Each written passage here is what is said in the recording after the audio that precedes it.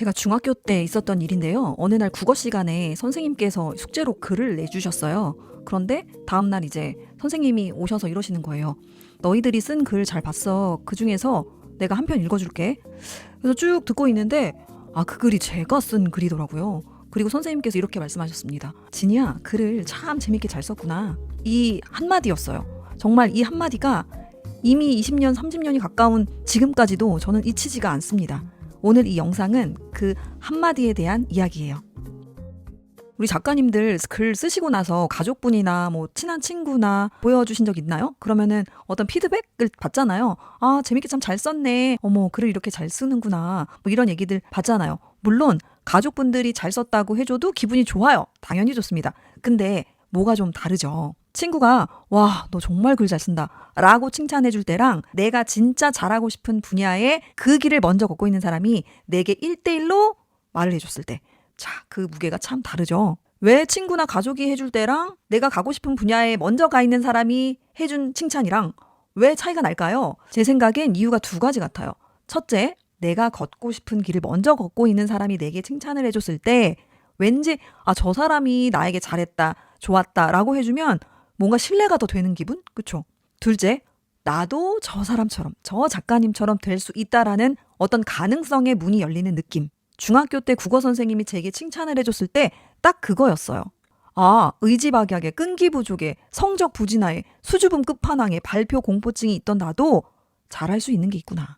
나도 이 글쓰기를 잘할 수 있겠구나. 그 작은 불씨 하나가 책 10권을 쓰고 전국 도서관 학교에서 강연을 하는 저 이진이로 만들었습니다.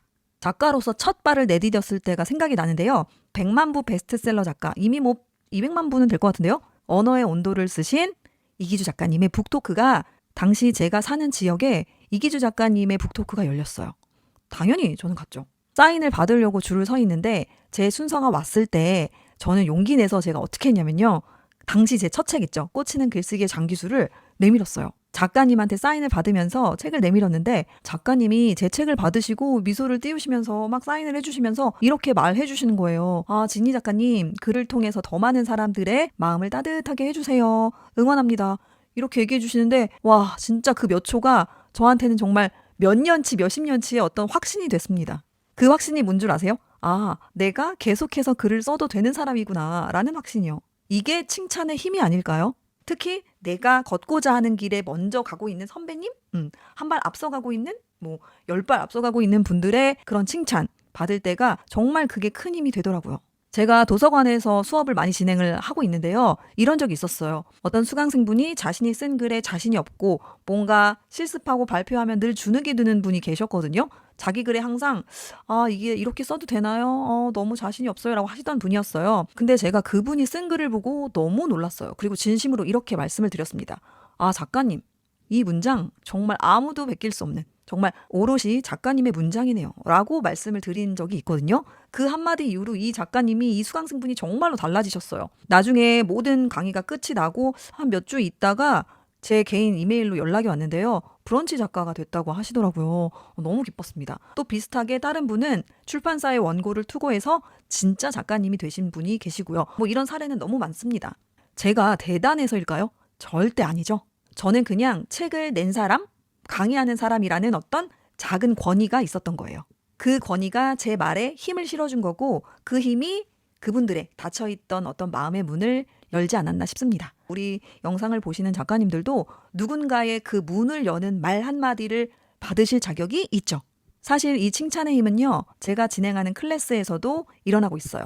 우리 수강생분들이 매 강씩 과제를 내시면 제가 정말 1대1로 옆에서 말씀드리는 것보다 더 진하게 말씀을 드리고요. 또 우리들만의 비밀 채팅방에서도 이제 으쌰으쌰 해드리고 개인적으로도 이야기를 드립니다. 그냥 작가님 글 잘 썼어요. 이런 칭찬이 절대 아닙니다. 그건 누구나 할 수 있겠죠. 한 분 한 분의 글을 읽고 이 문장은 이렇게 내 마음을 파고들었다. 이 표현에서 나도 배우게 됐다. 이런 구체적인 말들을 좀 드립니다. 어떤 작가라는 권위를 가진 사람이 그렇게 말을 하면 수강생분들의 표정이 달라집니다. 글 쓰는 속도가 달라지고요. 쓰고 싶은 마음이 달라지고요. 나도 작가가 될 수 있다라는 마음이 달라집니다. 그게 기술보다 먼저예요. 우리는 글을 잘 써야지라는 어떤 글쓰기 팁을 쫓고 있지만 사실 정말 오래 봐야 되잖아요.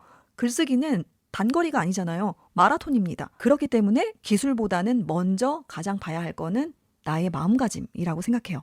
문장 교정보다, 맞춤법보다, 구성법보다 나도 써도 되는 사람이다라는 그 확신, 그게 먼저입니다. 혹시 오늘 이야기가 크게 공감이 되셨나요? 나도 이진희 작가처럼 진심 어린 권위로 누군가의 글에 힘을 실어주고 싶다면, 아니면 반대로 나 자신이 그런 권위 있는 한마디를 받고 싶다면 아래 고정 댓글을 꼭 확인해 주세요. 저는 제 채널 이름을 글로 삶을 바꾸는 기록이라고 지었잖아요. 아시죠? 모르시면 안 됩니다. 그냥 멋있어서 지은 게 아닙니다. 글 한 줄이 주눅든 아이를 작가로 만들고 칭찬 한마디가 평범한 어른의 인생을 바꾸는 걸 제가 직접 겪었고 직접 목격했기 때문이에요. 저는 요즘에 좀 바쁘게, 너무너무 바쁘게 지내고 있는데 두 아이가 어린이집과 유치원을 다시 들어가면서 제가 정말 너무나 바빠졌습니다. 일단 두 가지를 준비하고 있는데요. 첫 번째는 현재 진행하고 있는 어른들의 글쓰기 1단계를 잘 진행 중에 있고 2단계 글쓰기 출간 기획 클래스를 준비하고 있고요. 두 번째는 어린이 구독형 글쓰기 수업을 지금 준비하고 있습니다. 글을 사랑하게 된 아이가 어른이 돼서 책을 내는 그날까지 제가 정말 옆에서 계속 함께 한다면 얼마나 좋을까요? 물론 우리 대부분의 제 시청자분이신 어른들도 당연합니다. 그 글이라는 글 앞에 진하게 힘을 얻고 싶다면 고정 댓글 확인해 주시고요. 그리고 한 가지만 더 기억해 주세요. 칭찬은 사람을 바꾸고 글은 그 사람을 오래 살게 합니다. 다시요. 칭찬은 사람을 바꾸고 글은 그 사람을 오래 살게 해요. 기억하세요. 글쓰기는 내 삶을 바꾸는 가장 현실적이고 가장 확실한 방법입니다.